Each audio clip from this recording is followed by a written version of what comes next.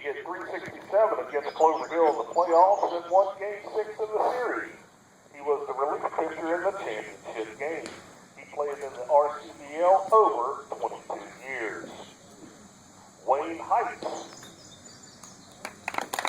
Wayne was a pitcher and infielder in 1979 and led the Reds in batting average during the regular season.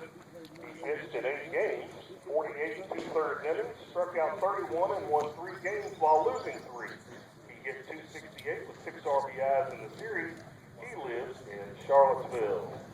Don Ringgold. Don Ringgold played the outfield for the Reds. He came out of retirement to play 8 games at the end of the season. He gave the team an extra arm going into the playoffs. He had a successful career for the Bridgewater Reds. Lynn Wheat. Lynn hit 455 for the Reds early in the 1962 season. He later became the manager of Fishersville Rangers and was named Manager of the Year in 2000. He won pennants in 2001 and 2002 and the championship in 2002. He was a power hitter during his long career in the RCBL. Keith Spitzer as a leadoff. He had 29 hits and 22 walks, hit by the pitch 4 times. He hit 315 during the regular season.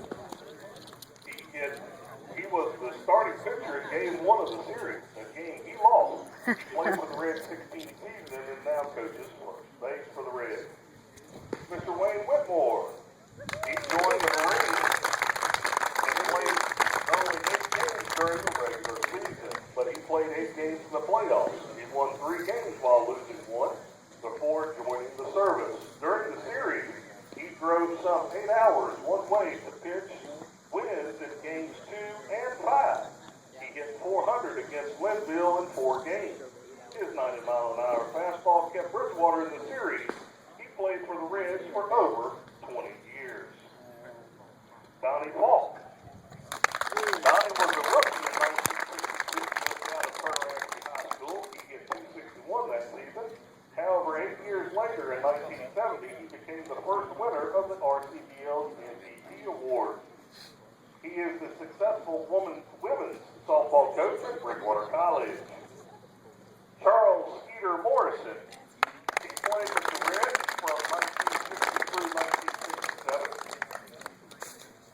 Skeeter tells you that he played every position while with the Reds except for second base and first base because he couldn't get Mr. Whitmore or Mr. Gilkerson out of those positions. Tommy Huffman. Long-time catcher and outfielder. He hit 333 in the playoffs. He hit 357 against Glenville in the championship series. He now assists Donnie Falk coaching at Bridgewater College. Dwayne Rhodes. He led the Reds in home runs during the regular season besides with Triple Gilkerson and Mr. Temple. He hit 277 and led the team with 22 RBIs in 24 games.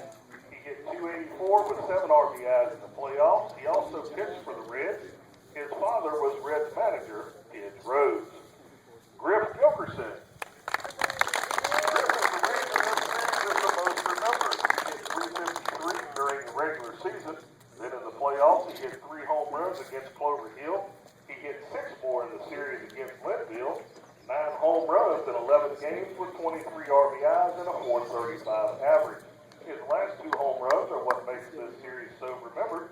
In the 3rd inning, he hit a 3-run homer on top of the Linville school. Then in the 8th, he hit a 3-run home run ball that cleared the school and landed across the road into the parking lot. He once hit a ball 519 feet out of Buck Bowman Park. He is also a charter member of the RCBL Hall of Fame. Tommy Falk. He pitched in 13 games, 77 and 2/3 innings. He struck out 54 in 1962 with a record of 4 wins and 4 losses. He used his blazing changeup mixed with great control and a big curveball to win the most important game of the season. And I understand he had a horrendous Ephus pitch. Game 7 of the series against Linville, he will show us that great form by throwing out up the first pitch for today's game.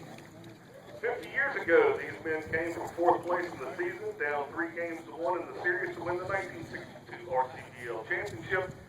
Ladies and gentlemen, the 1962 Bridgewater Reds.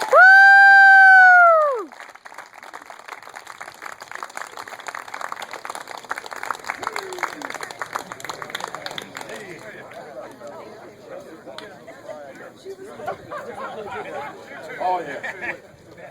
Oh yeah. He was hiding back there.